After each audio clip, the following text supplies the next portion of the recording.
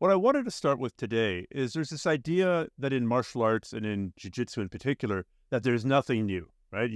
Every once in a while you see a carving from a Cambodian temple of somebody doing a body triangle and a rear naked choke. You see a carving from another Cambodian temple of somebody doing a kimura. You see a vase painting of a centaur doing a heel hook on a Greek hoplite. And then Also in a Cambodian temple. yeah, for sure. I mean, it all came from one place, didn't it? It's all the secret knowledge of the Atlanteans being spread throughout the world, and that, for anyone listening, is my attempt at a joke. But I think at the same time as saying that there's people have been trying to bend and twist each other into pretzels since the beginning of humanity, it's also fair to say that people are finding new and improved ways to do submissions and to do grappling techniques and to do anything under the sun. So what's your take on nothing new under the sun versus, hey, we're doing everything that's new and cool? My take is that there are definitely things that are entirely new, depending on how long you've been at something, right? Like when we say people have been trying to bend or twist each other into certain positions for years, yeah, in terms of overall grappling, but in terms of the specific rule sets that we see, and rule sets basically dictate evolution in sports, right? Like you talk about, boxing versus kickboxing, Dutch kickboxing versus, just general, karate versus Muay Thai. Like these are all punching and kicking, but, if the rules don't permit you to throw knee strikes, then no one's working on knee strikes. So maybe somebody comes along. So I think that within the context of the rule sets that we see nowadays, there are definitely things that are entirely new, although they might be incredibly rare, few and far between, whatever. And also, frankly, I think that that's kind of a moot argument, because I think the side that, or the point that you mentioned earlier, which is that people are refining things that are, maybe, an armbar isn't new, but there are details on finishing an armbar or details on finishing a heel hook, et cetera, that I think are going to invariably be new, just the process of evolution, again, guided by rule sets. So I think that's really the more interesting and more important point, because I don't think that we're going to be able to find any reliable evidence on the really, really tiny details of how somebody was doing a heel hook on a centaur back in ancient Greece, right? Whereas we definitely have, recent proof that the specific mechanics that people are using to try to finish a heel hook have changed so much just in the last few years. No, the heel hook isn't new, but there's definitely refinement. So I think that there's a pretty strong argument to be made that even if the overall movement isn't new, the details of how somebody's applying it will often be evolutionary to revolutionary. There's footage of old school judoka doing judo from the 1920s and 1930s, and they're doing arm bars, they're doing kimuras. They're doing delihiva guard, for that matter. Yeah. But at the same time, those, at least to my eyes, that arm bar is pretty sloppy, and that kimura is kind of loose. And the delihiva is tragic, yeah. And then you take a look at, I've got an old catch wrestling book here that's 100 years old. And yeah, he's doing the kimura, or the double wrist lock, same technique. And you take a look at the gripping details, and I think nowadays you'd go, that is wrong, because it's so easy to leave room. So same technique, but a refinement. Yeah, I agree. I mean, that's really what we're doing, is we're guided by the individual rule sets of whatever sport you compete in, whether, there's refinement that has arrived out of sub only, even though it's my least favorite way of approaching grappling. Well, sorry, EBI sub only. But I certainly can't dispute that people have gotten quite a bit better at, maintaining and escaping the back within the confines of that rule set, even if it's not a real escape where you escape it by giving up the mount. That's still, that's an example of something that people wouldn't have thought, like, why would I escape the back where it takes like a trained individual to hurt me, by giving up the mount where an untrained individual can hurt me with, yeah, exactly. Like, who would ever think of that? In for all the centuries that people have been doing grappling, probably almost exclusively for combat and less for sports or whatever. Why would it occur to anyone to do that? It wouldn't be functional. And yeah, I'm not going to remark on the intelligence of the people who developed this rule set, but like, if you're guided in that direction, we now have a form of evolution that dictates that you can get out of the back by doing these things. And even if giving up the mount was, is a stupid thing to do in an overarching, it may have been an intermediary point that leads you to a better escape, which is still something people wouldn't have thought of without the implementation of that rule set and those variables. So I think we're always kind of, taking things forward. Yeah. And as you point out, the constraints really do lead the ignoring of certain aspects and the refining of certain aspects. I mean, when Michelangelo painted the Sistine ceiling, they didn't say, hey, Michelangelo, how big a canvas would you like?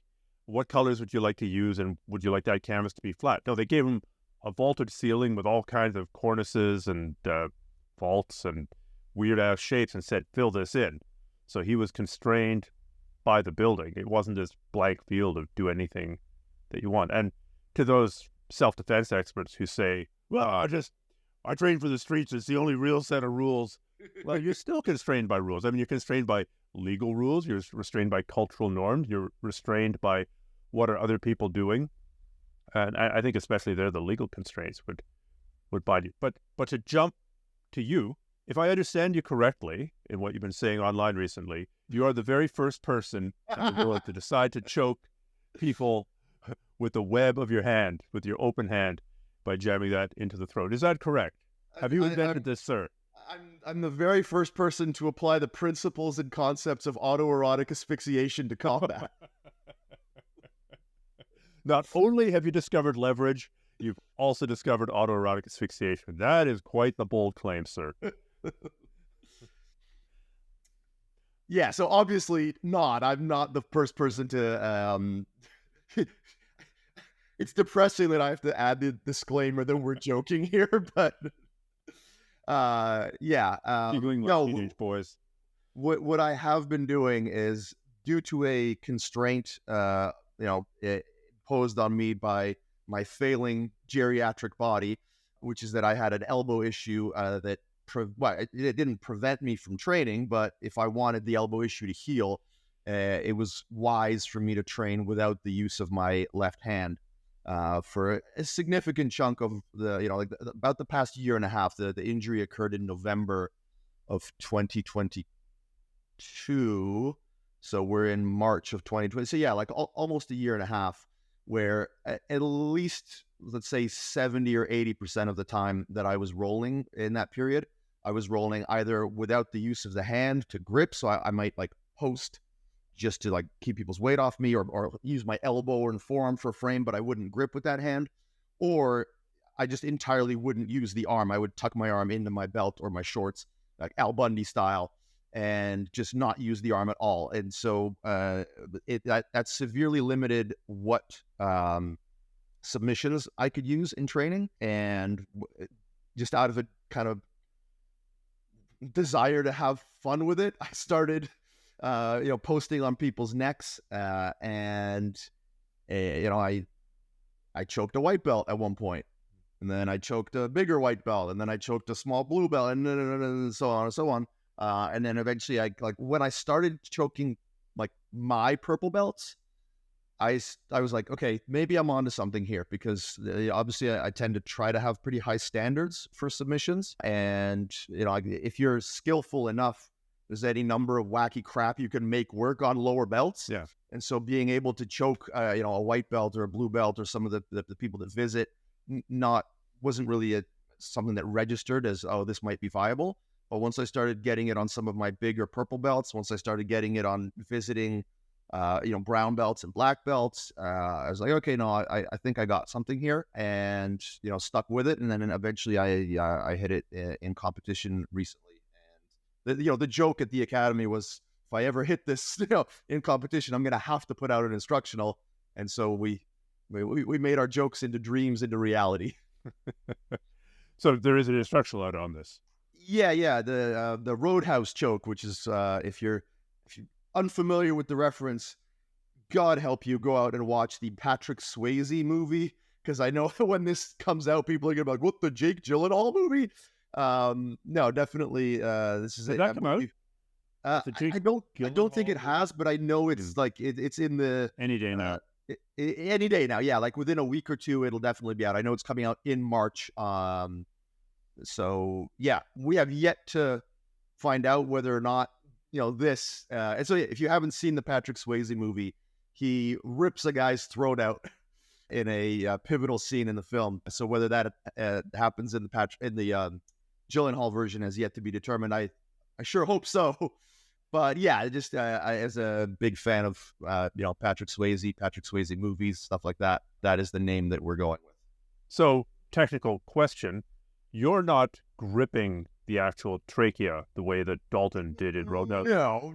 Or the Defendo guys teach to like rip out the trachea. No, not at all. So, I mean, first off, for those of you that don't compete, that aren't super interested in the vagaries of the different rule sets, gripping the windpipe is illegal in pretty much every rule set, but posting on the throat like this is totally legal across. Your thumb on one side of the throat and thumb on one side of the throat and the hand, but as long as you're not gripping the windpipe, so you can put your hand on the throat, the way you would when having vigorous intercourse. That might help you, it might not, but you are allowed. I don't think that helps. You are allowed to post on the throat. In IBJJF, in ADCC, I kind of got lucky with a couple of, this has nothing to do with intercourse, by the way. I got lucky with a couple of major, world champion guys using this exact like throat post in high profile matches in the last couple of weeks. So anybody that wants to know whether it is legal can just refer to, Kanan Duarte, Nicholas Marigali using this on multiple occasions. It's completely legal to do this.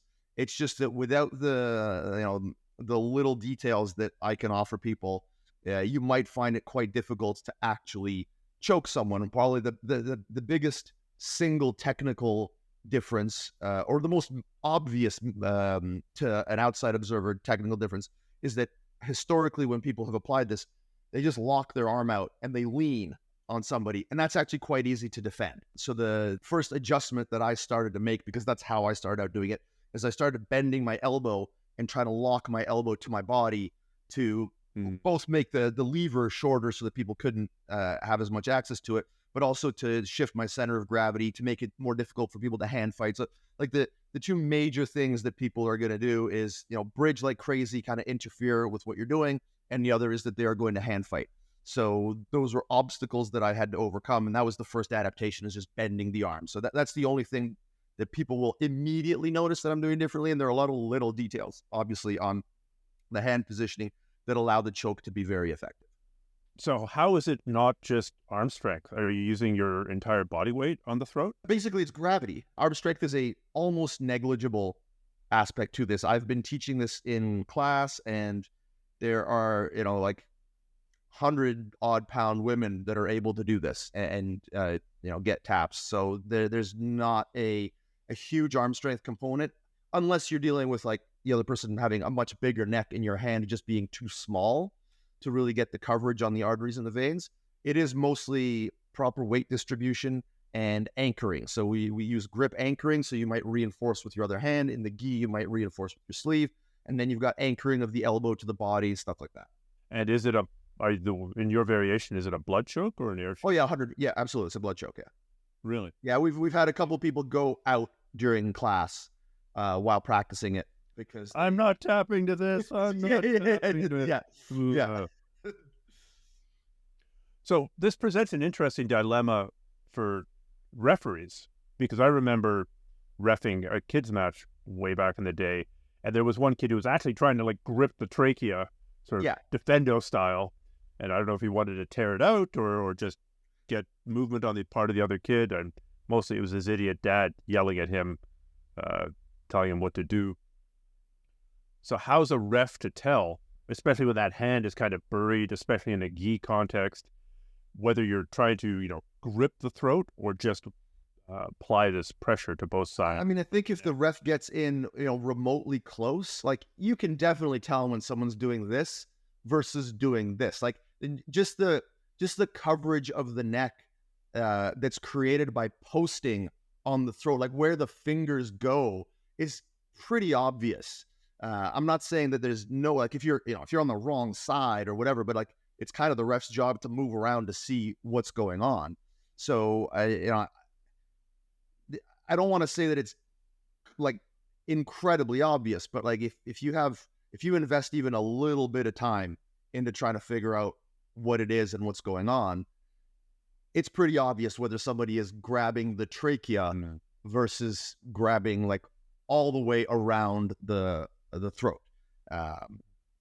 There's also just that hopefully the competitor receiving the technique would be like, yo, dude, he's grabbing my trachea, and just like showing it, right? So yeah, I don't want to say this isn't an issue, but referee competence is always an issue. Always an issue. For instance, it's just with an arm bar, a referee has seen this technique, he knows this technique. 100%. But like it becomes an issue when it's an unknown technique. This is always an issue, right? So like the Aoki lock versus straight ankle lock. You get an uninformed ref, who knows? The Barado Plata and Tarico Plata. Those are both obviously shoulder locks that should be legal at every level. I have seen blue belts get DQ'd for them because the ref thinks it's a bicep slicer, right? Oh, okay. So like it depending on like you're definitely not guaranteed. Like that's just going to be part of the process. Hopefully people get informed. Yeah. I guess on the one hand, you have a technique that's not as commonly known, and therefore the defenses aren't as highly developed. On the other hand, in competition, it's not as widely known, so the chances of a ref misinterpreting it are higher. You pays your money, you take your chances. You take your chances, yeah. So what's to stop somebody from simply like reaching up and pulling your hand off their throat? Well, a couple of things. One is that at least in the instructional and in the manner that I hit it in the match, I just isolated my opponent's arms. So part of the sort of, I don't want to say added value, just value in the instructional is that we cover the idea of how to choke somebody with just the one hand without any other assistance. And that is doable with body positioning, because once you set it, somebody putting their arms in, depending on how your body's positioned, your weight is distributed, that just doesn't do it, right? Unless somebody has much longer arms than you and can just physically block with like the length of their humerus, the length of your forearm. If they can't do that beforehand, them putting their arms in and pulling is not going to be enough.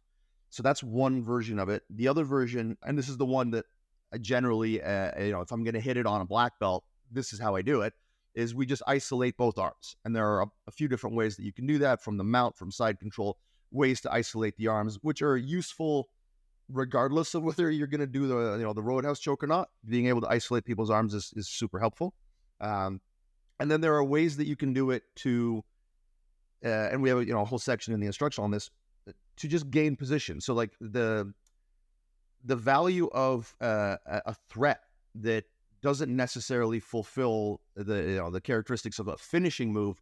Everyone's kind of familiar with this from boxing, right? Like you don't go out and throw a jab because you think you're going to knock someone out. You throw a jab because you're trying to get something else set up. So the massive utility of this is that you can use it with one hand to create a threat that people have to respect, that allows you to upgrade your position. And that is much more often. Can you give an example? Passing. Like, okay. So almost any situation where you can get into a base passing position where you can do this, people have to respond either by bringing their hands in or by extending their body. If they bring their hands in, they lose some of their ability to frame. If they extend their body away, they're creating gaps in their knee-elbow connection in their defensive structure.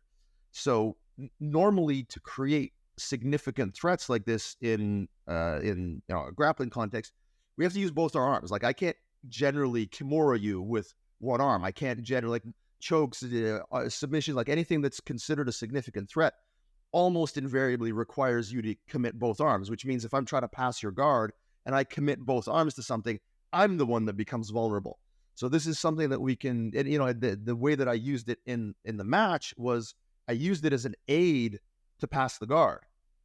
But the way that I ended up passing the guard, I ended up isolating both the arms because I created a dilemma for my opponent. And by the time he kind of figured out, well, which one of these do I defend? So, you know, a lot of dilemmas are fairly obvious. Like, do I let someone choke me or do I let someone pass my guard? Usually people will just choose the guard pass. But in the case of this, it might be, well, I don't think this choke is real because this isn't some real shit. And so, you know, there's going to be a period of time before this catches on, I think, where there's going to be a decent percentage of practitioners who are just like, that ain't going to work. Let me fiddle about here doing something. And then you're actually going to choke them out because of it. And then they're going to figure out, oh, that does work. And so now I have to respect it. So now it becomes a more present threat. And so I think that is really the long-term utility of this, is that you've got something you can go for from a bunch of different positions.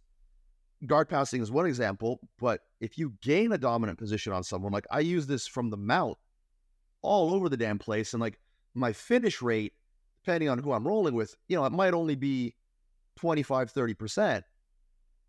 But my rate of getting to S mount or getting to the back or getting whatever is 100%. They bring up their hands. As they bring, yeah. So there are things that you, again, would like, one of the biggest issues people have in transitioning from gi to no gi is the mount is a much more difficult position to force submissions on people in no gi, because you can't just grab the collar and make people do this. Well, now you can make people do this. So depending on your proficiency with this grip, which is really what, you know, we call it the Roadhouse grip instead of the Roadhouse choke. And it'll have the same utility if you're proficient with the choke aspect of it, is you're just using it as a grip to get someone to react. And so that's something we go over extensively in the instructional. We go over the mindset aspect of, how am I using this? I'm not using this as a meme where I'm just trying to submit you at all costs. Although I do it that way sometimes, just, you know, for fun when I'm rolling. But I'm using it much more as just like, you have to respect this because it is real. If you don't respect it, you're going to go out. So once you start recognizing that, the options that I have are like significantly improved. Right. So how do you, in the last few years, we've seen various new techniques innovated. The buggy choke would probably be the best example of that. There's been other evolutions in the leg lock game, although I would argue that they're more subtle. They're not completely different to a casual observer. How do you go about assessing these various techniques that could be the next big thing, that might be the next big thing, that might just by some luck of the draw have worked on your students and in your little ecosystem? How do you go about determining whether a technique is viable more broadly? I mean, competing and trying it in competition, obviously. Yeah, absolutely. Well, I mean, so just the fact that, again, these like extremely high level guys are using it in, you know, really, really high level matches, even if just for the utility of, you know, like they obviously believe it's worth it just for the distraction. So their application, without the little details on how to use it to reliably choke someone, so that like I don't even have to make that judgment anymore. That's all, like, I think that's just been done for me. I think there are guys that are doing this to enhance their guard passing, to enhance their dominant position control. So all I'm doing is saying, if elite guys are using this anyway, and I have a method for actually choking someone with this, and it costs me zero, like your hand has to go somewhere. Exactly. Yeah, my hand's gone. Yeah, it may as well be here. So that's really like, I think we've kind of talked about this idea before, both in some of our instructionals and in podcasts, the idea of a freebie. There are techniques or tactics, strategies, whatever, that if you go for it and it fails, it costs you, right? Like I would say that the buggy choke, depending on how you use it, can be incredibly costly. right? Like if you build a game around the idea that you're going to suck people into like top side control and then try and submit them and it doesn't work, well, you just put someone in top side control, right? Like it's like the sacrifice baseball choke is an example of that. Like that is in my opinion, an absolutely dog shit technique. And I've seen it work at the highest levels. And I still think it's a dog shit technique because if it doesn't work, if you bait someone to pass your guard, you're fucked if it doesn't work. This doesn't have that cost to it, right? Like, so, the buggy choke, if you're only ever doing it after people have earned a guard pass and heck, you may as well throw it up. That's fine. Unless you're in a rule set where slamming is allowed, why not? Then, exactly. But I mean, depending on, so like there's the buggy choke and the reverse buggy choke. With the buggy choke, you are still potentially risking a Von Flue choke. So like if you go for it, so like the buggy choke has some, at least some risk, depending on the rule set, depending on which variation you're using, depending on your tactics for getting to it. There's definitely, the risk is never zero with the buggy choke. If anything, even if you're pretty effective with the buggy choke, if you go for it and it doesn't work and you were already on bottom side control, you could have been doing something else that maybe would have got you out of side control. So I'd say even if it's, not you haven't invited someone there, there's still an opportunity cost to, I went for a buggy choke, didn't fucking work. I could have been doing, my arms are now in a position to do nothing else. Do nothing. Yeah, exactly. So I'd say that, this is a technique that has had a pretty huge impact on the jiu-jitsu world, right? Like there are guys that have won ADCC trials or won very high level matches with the buggy choke. So it is absolutely making a significant imprint on the jiu-jitsu community. The upside of the Roadhouse thing is just like, you try it when you're already winning and it might help you win a lot easier. And there are ways that you can use it very much similar to the buggy choke where you're in a bad position and you use it to create space, where again, there's minimal opportunity cost because at this point you're doing it when no other thing is particularly viable. Whereas with the buggy choke, you're doing it when some other things are viable. So I'd say that practically every instance of attempting the Roadhouse choke is a freebie. There's zero cost to doing it. If it doesn't work, who cares? Unless you're trying to just do it at all costs and you get rolled and you go on bottom, which we address extensively in the instructional, which like, if you do that, that's a you problem. That's you not listening to what I'm saying, because I wouldn't do it that way unless we were in a sub-only match where there was no cost to going on bottom. So in the past, we've talked about a barbell strategy of dividing your training. Can you just go over that again and maybe put it in the context of, I don't know, investing strategy versus jiu-jitsu training strategy? Sure. So a barbell strategy is where you put, on either end, you've got kind of a chunk, right? Like, and then thin in the middle. So a barbell strategy, to put in jiu-jitsu terms, would be on the one side, you're using the highest percentage, most reliable, most historically proven techniques, and that's what you're working on developing. So, your bread and butter guard passing, guard retention, sweeping, getting on the back, rear naked choke, yada, yada, yada. And then on the other side of the barbell, you've got stuff that is as yet not highly proven, but has a high level of potential. So, I'd say 10 years ago, this would be getting really good at heel hooks. 15 years ago, it would be berimbolo, right? 3-4 years ago, it would have been buggy choke.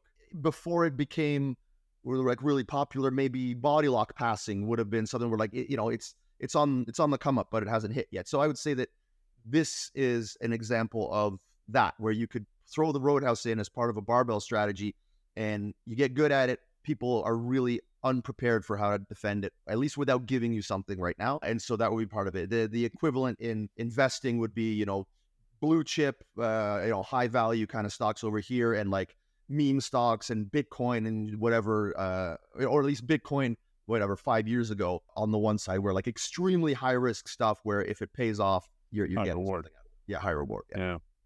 Yeah. I often advocated that and just thrown out the numbers 80-20. Like 80% of the time you should be working on the stuff that we know works, that's proven again and again and again and again and again at every level. And the 20% of the time you can be off in la la land, trying a whole bunch of things, most of which are not going to end up having any kind of payoff. I think Yeah, it was I take that. had a go ahead.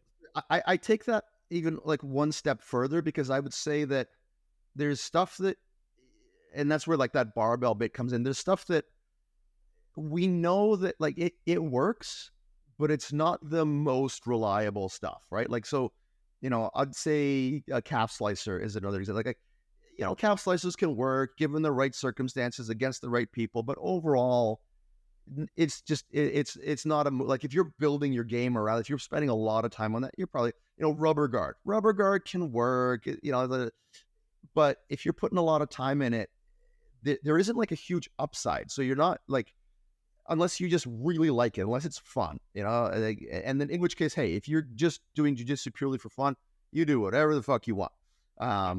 But the stuff that we should kind of doggy guard all day long.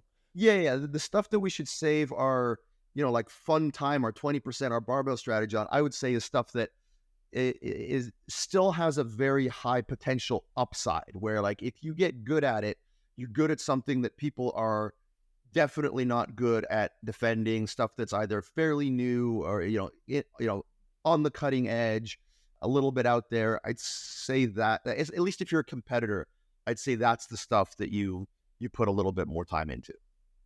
Yeah. I think a competitor in the competitive cycle, in a lead up to a big event, I mean, that's obviously different. I mean, it's basically, of course, building their A game and desperately trying to patch any deficiencies they have. And that should be 99% of their training. Yeah. But I vaguely recall Google having a 70-20-10 strategy where 70% of the time you were just doing the bread and butter of whatever it is that you're hired to do. 20% of the time you were off doing experimental stuff or sort of R&D, and then 10% of the time you were off doing the real crazy stuff. I don't know if they still do it. I don't know if I have those numbers correct, but maybe that's more of right. That seems very. I mean, that's literally, that is where this came from for me. Is I was training with a constraint for injury reasons, but I was also just trying to have fun. I was out there just doing wacky, silly shit, right? Just absolutely experimenting, just strictly for the fun of it. Like, this wasn't a barbell strategy thing. This at the beginning, this wasn't something that I thought was going to yield any real results. It was just something that I was just goofing on people with. Well, a lot of technical innovations in the sport have come from injuries. I mean, the classic example there would be Gordeau, the guy who basically developed the modern half guard. I want to say in the late 90s, early 2000s. If I recall correctly, he had a torn ACL.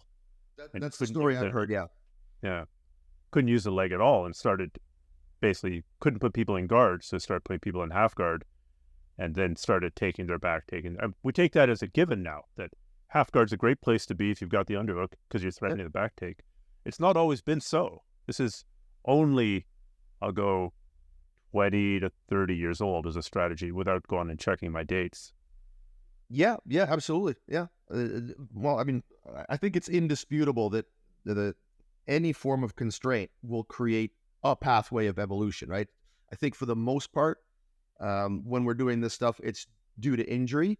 But like I said, for me, this was a combination. Like, I could have done this without the injury. Like, I could always just try to do this to clown people. So yeah, like this was a bit of a confluence of the two. Because yeah, it's certainly like it came about because of the injury, but the actual movement doesn't require you. Like, now that I can do it with two arms, it's much better that I'm able to do it with two arms. So the initial adaptation was one arm, but certainly far from it at this point. Have you had any other adaptations arising, or any other technical breakthroughs arising from injury? My development of the Keenan sweep was highly related to that, because again, rolling without the use of this hand, I a bunch of the sweeps that I generally do, almost all sweeps tend to require both arms, right? Like, you're trying to control both legs, or you're trying to control both arms, or you're trying to control one leg and then get to your partner's hip. Like, you're almost always trying to use both arms. So this was one of those movements that I gravitated towards because of the one arm limitation. Yeah, absolutely. A huge amount of development for me has come out of this constraint over the last year and a half. Like I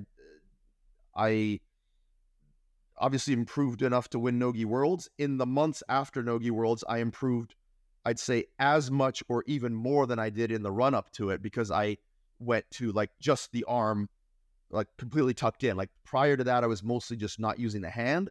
After Nogi Worlds, I got a cortisone shot in my elbow. I decided to not use it at all. I'm doing a whole rehab thing for it. And so the probably 2 months after Nogi Worlds, I saw a just ridiculous level of improvement in the gym as a result. So yeah, I think that my guard retention, my Kuzushi, all of that has leveled up immensely as a result, because I just started trying to, like before, if I would train with just one hand, I was rolling essentially to survive, right? Like, a year ago when I rolled with one hand and I rolled with my purple belts and brown belts, my goal was to get a stalemate round out of it. It was just to not get my guard passed.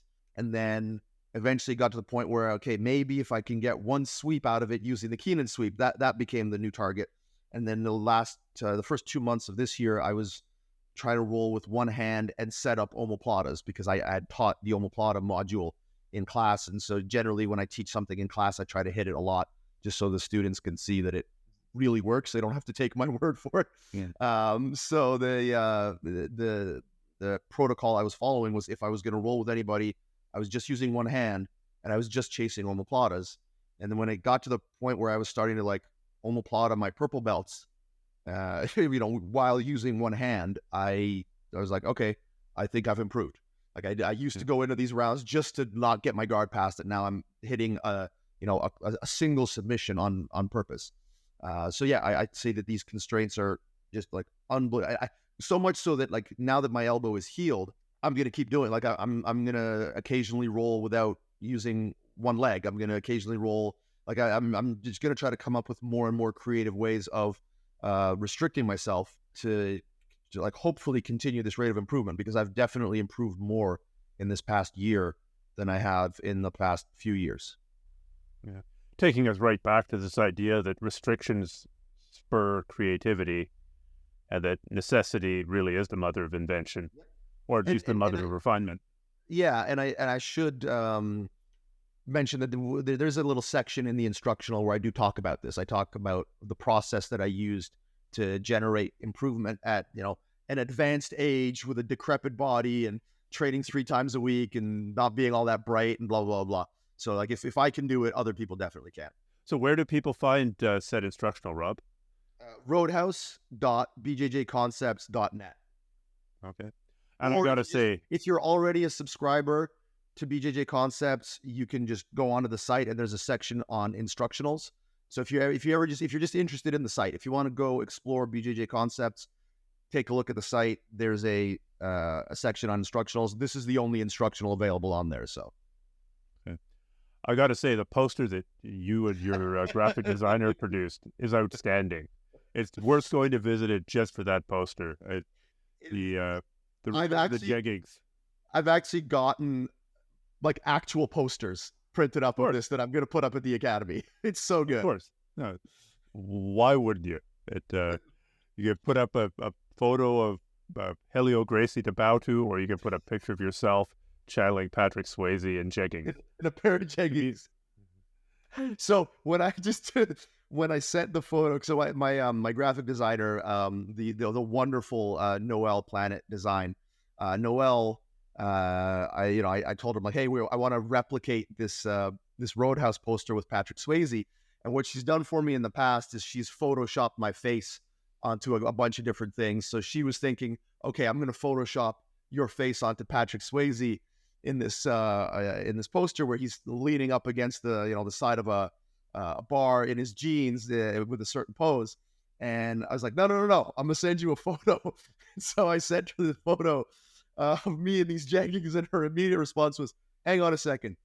You did this move in your match on Saturday. It's Monday. How the hell did you get a hold of a set of jeggings this quickly?